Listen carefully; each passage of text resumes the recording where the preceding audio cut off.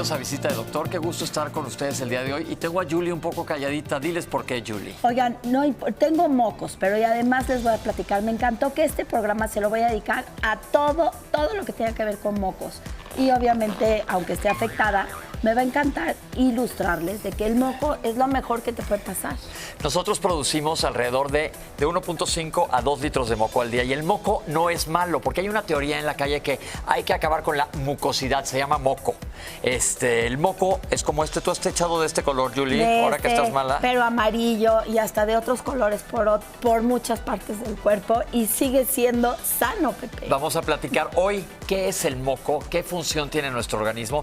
Les quiero platicar que el moco, que todos tenemos, está producido por algo que se llama mucina, tiene carbohidratos, tiene proteínas y tiene funciones específicas en nuestro organismo.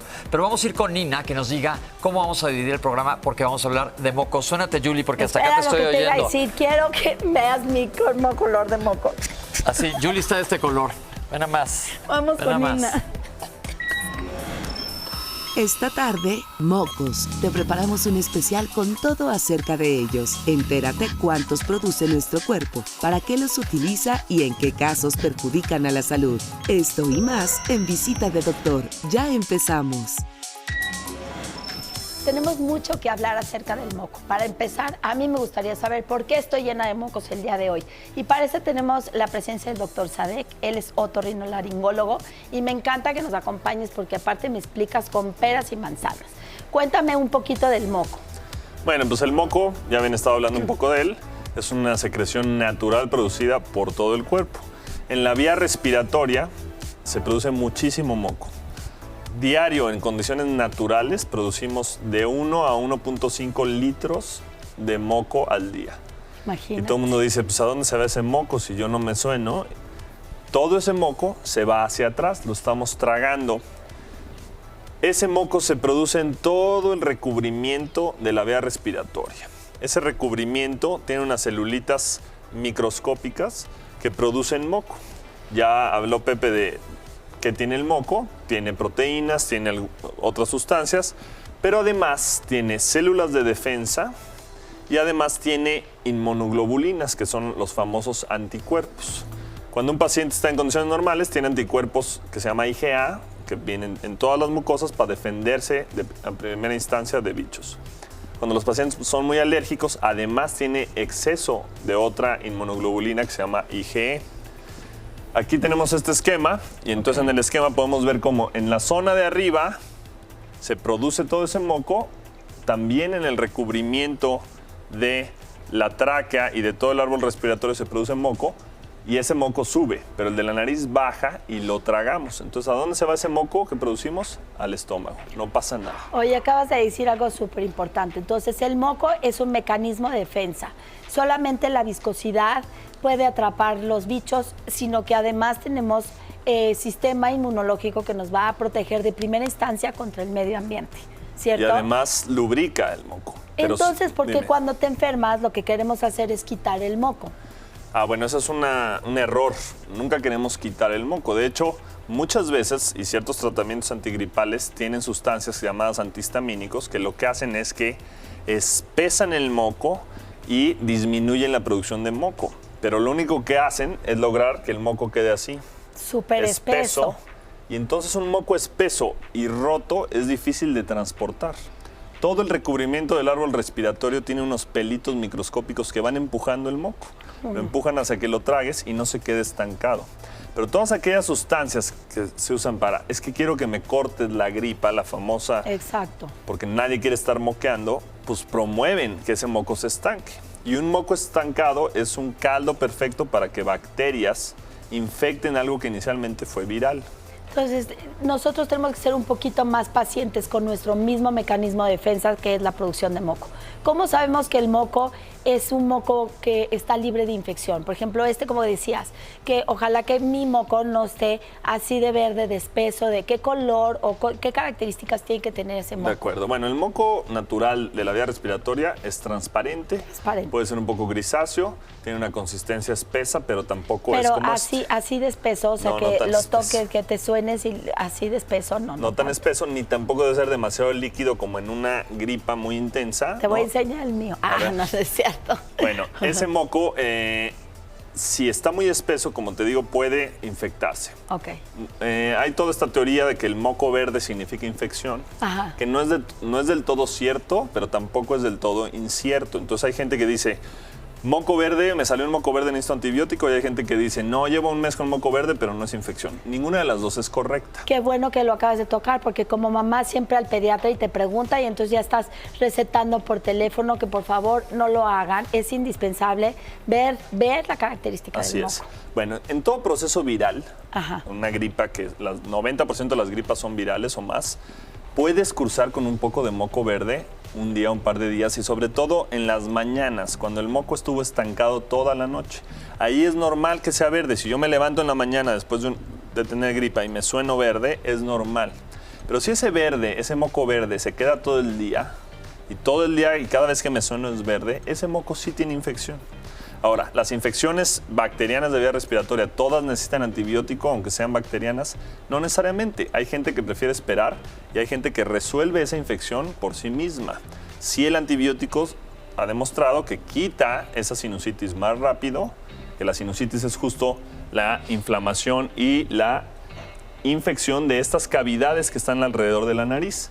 Todas estas cavidades están recubiertas de ese mismo epitelio productor de moco que tiene vellosidades microscópicas. Si yo inflamo aquí, no dejo que el moco salga y se queda estancado. Entonces, por lo tanto, vamos a necesitar en el tratamiento algo que desinflame la nariz. No solo desinflamar, sino lavar, que entre un líquido con sal y barra todo ese moco para que tampoco se quede estancado.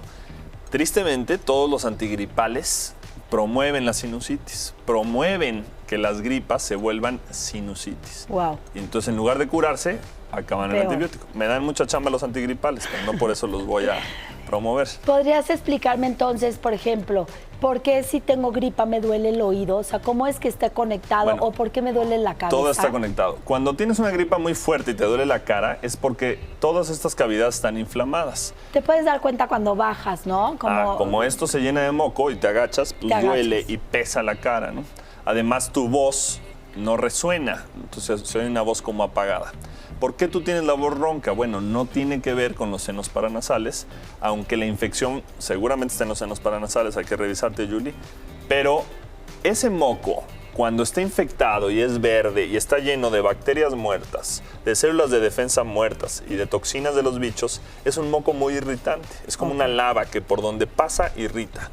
Entonces ese moco tú lo estás tragando y está llegando a tus cuerdas vocales que están aquí abajo. Entonces las irrita y las inflama. Da dolor de garganta. Entonces muchas veces no es que me enfermé de la garganta, pero tu infección no está en la garganta, está en la nariz. Es correcto. Pero el moco escurre por atrás y te causa dolor de garganta. Entonces vas a algunos doctores que no son otorrinos a lo mejor, que no pueden ingresar con una camarita hasta atrás. Para hacernos. Y no te pueden asegurar que no tengas una infección en la nariz. Un mito muy común, el de que si te suenas te puedes tronar el tímpano. Bueno, como hasta atrás de la nariz se conectan los tubitos que se llaman trompas de Eustaquio y que sirven, no de falopio, las de Eustaquio sirven para regular la presión del oído. Si tú tapas la nariz y soplas, abres esos tubitos. Entonces no solo puede doler y puedes lastimar el oído, sino que empujas el moco al oído.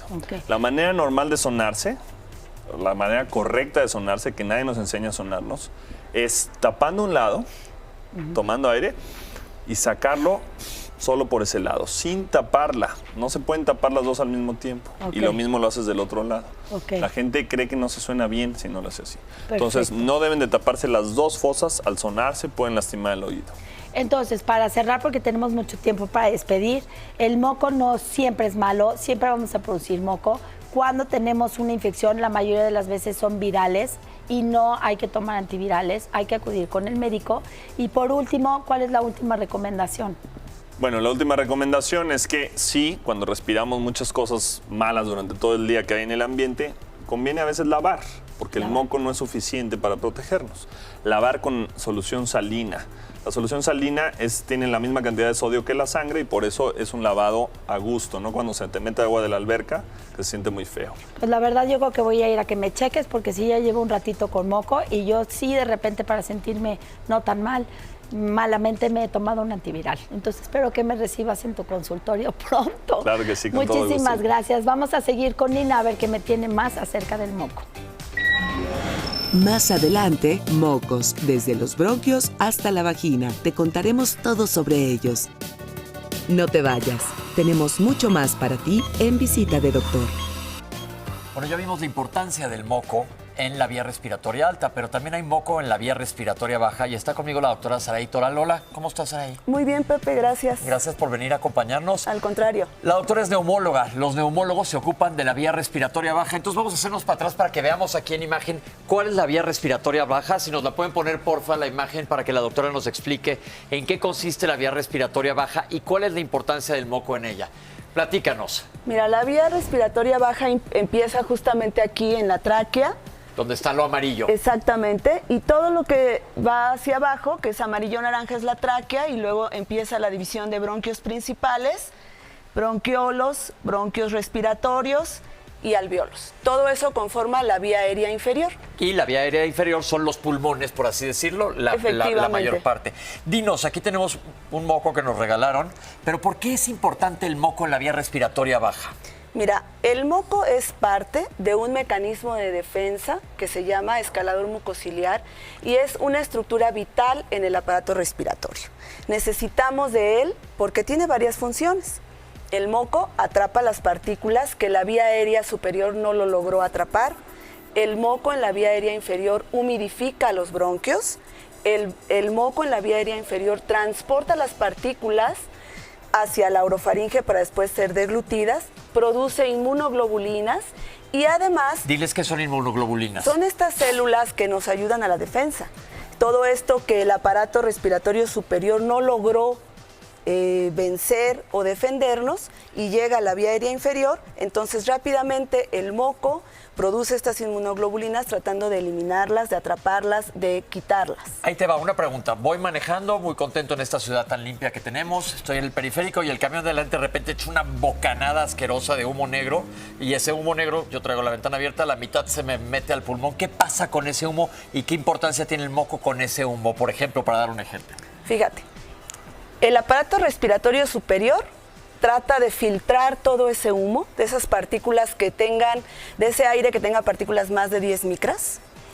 Trata de calentar ese aire o enfriarlo y de humidificarlo para que llegue a la vía aérea inferior a 37 grados centígrados, libre de partículas de más de 5 micras y perfectamente humidificado.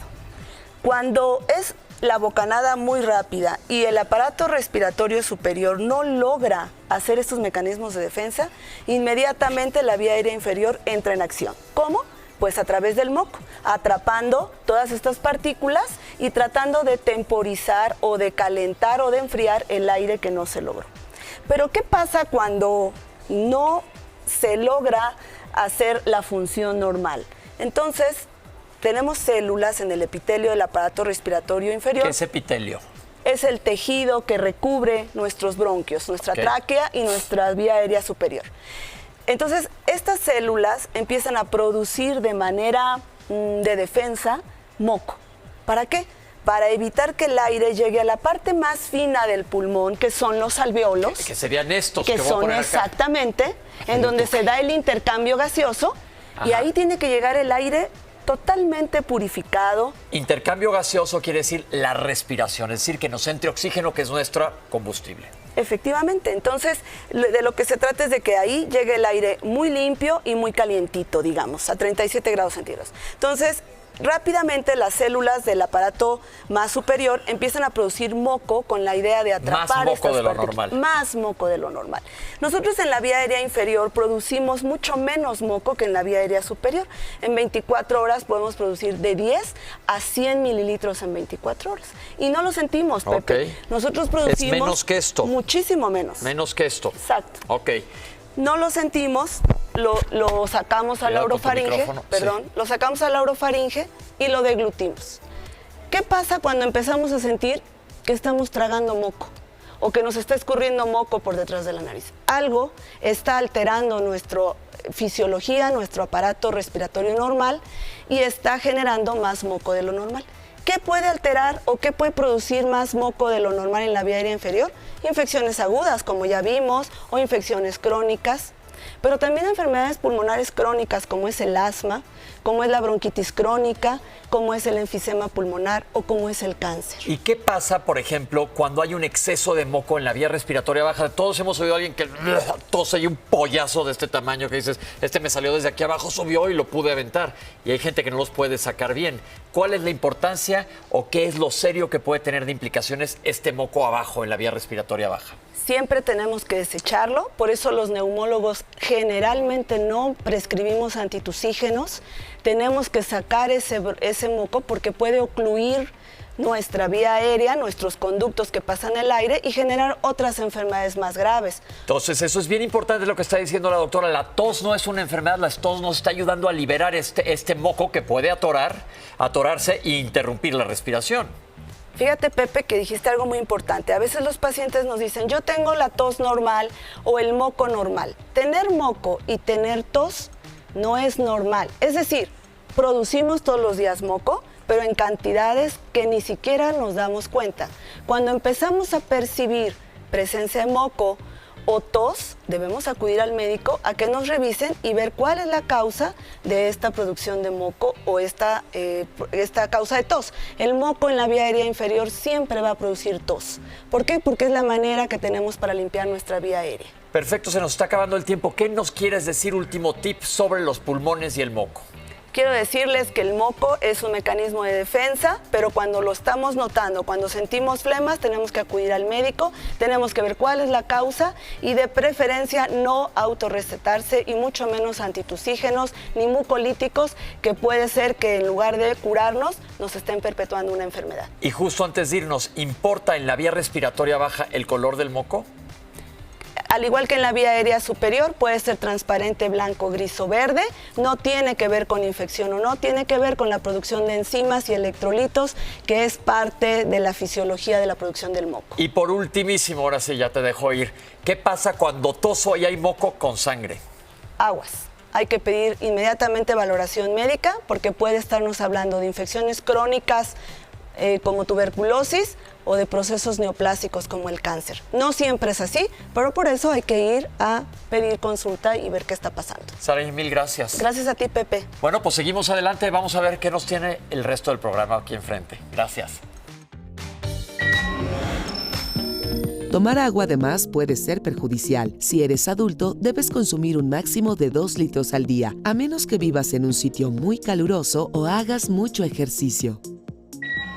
Pues como han visto en el programa hemos platicado de diferentes tipos de moco, bueno, o más bien de moco en el tubo, las vías respiratorias principalmente, pero también en mi área, en el tubo digestivo se produce moco. Ya dijimos que se traga el moco, pasa al estómago, se degrada y se acabó. Todo eso, 1,5 litros a 2 litros que producimos todos los días. Pero el moco en el tubo digestivo tiene una importancia muy particular. El colon, que es el intestino grueso, y el estómago tienen 2 capas de moco, el intestino delgado tiene nada más una. Pensemos en un charco de esos que lleva meses y se hace una nata asquerosa arriba.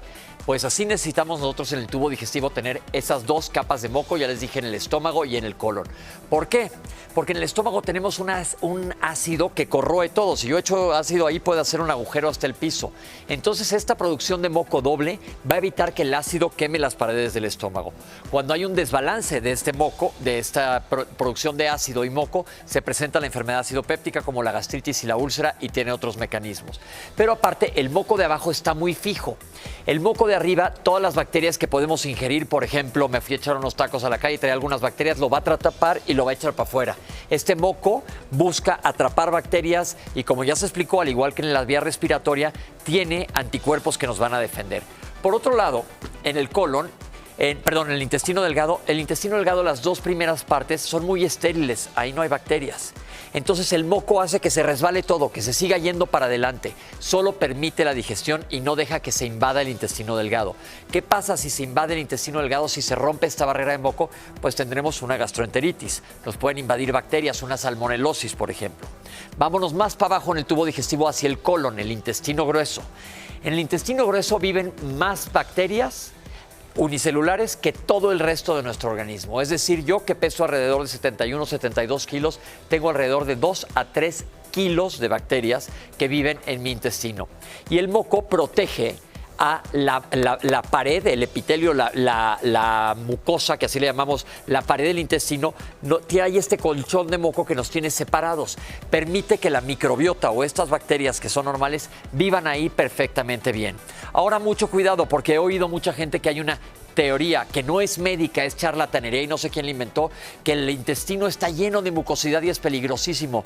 Sí hay moco en el intestino y es perfectamente sano. Ahora, ¿cuándo es cuando llama la atención que hay un moco extraño en el intestino? Si tú vas al baño a evacuar y ves moco, eso puede ser un proceso inflamatorio causado por alguna bacteria o algún parásito. Pero el hecho de que te digan, te vi el ojo y algo me dijo que estás invadido de un hongo y tienes mucosidad, no caigas en eso porque puede ser peligroso. El moco, como hemos visto a lo largo del programa, es algo que es bastante bueno. Tiene una parte muy buena y luego se puede producir de más, como acabamos de comentar, y puede ser algo más serio, pero sobre todo en la vía respiratoria, en el intestino. Ahí vamos a dejarlo. Y hablando de tanto moco, Julie se me perdió porque andaba muy mocosa. Vamos a ver dónde anda. Me agarraron justo antes de entrar al quirófano para hablar de lo importante que es el moco. Y les quiero platicar. El moco ya dijimos que es una forma de protegernos contra el medio ambiente. Pues en la vagina también nos protege este moco. Fíjense que nos va a proteger contra el medio ambiente porque tiene una sustancia que hace que las bacterias o los bichos que normalmente viven con nosotros, que pertenecen a nuestra flora vaginal normal, vivan en su ambiente y nos proporcionen una barrera contra otras bacterias que definitivamente no son las normales. Y déjame platicarte, el flujo vaginal tiene que ser de esta consistencia, transparente. Recuerda que tú tienes tu menstruación y después puedes tener un flujo medio cafecito. Se termina y durante los primeros 15 días que estás bajo el efecto del estrógeno, vas a tener el flujo muy transparente. Una vez que tú ovulas, esto se hace filante y entonces tenemos un flujo mucho más amarillo que puede llegar a ser inclusive lo más parecido a la cerilla. Eso quiere decir que ya ovulaste y que viene nuevamente tu ciclo menstrual. Si tu flujo o tu moco es amarillo, lo más probable, y que huela mal, es que tengas un protozoario que se llama tricomona. Inmediatamente tienes que acudir con tu médico, porque si te pones cualquier óvulo que te recete una amiga, ¿qué crees que va a pasar? Se va a hacer resistente y la próxima vez que tengas una infección no te va a ayudar para nada, porque el tratamiento tiene que ser en pareja. Otro tipo de flujo que es muy común en nosotras las mujeres es el flujo verde.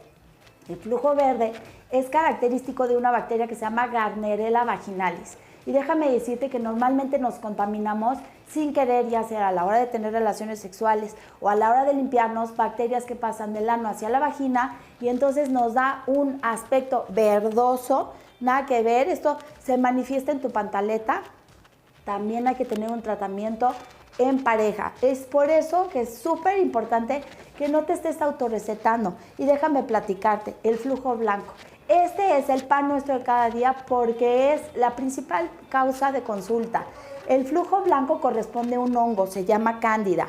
El flujo no tiene que ser ni como queso cottage ni como yogurt. Acuérdate que el flujo normal es transparente. El hongo se da cuando tu sistema inmunológico, cuando tus defensas bajan. Este medio ambiente que está dado por las bacterias buenas, que se llaman lactobacilos, producen hidrógeno, se llama pH. Cuando se altera, te da este hongo, se llama cándida. Y qué latoso es, da una comezón, que para qué te platico. ¿Y qué crees? También debe de tratarse a la bacteria. Entonces, en resumidas cuentas, el moco es súper importante tenerlo. Nos habla de un adecuado control hormonal. Acuérdate, estrógeno los primeros 14 días, progesterona después. Y no tiene que tener ningún color ni ningún olor.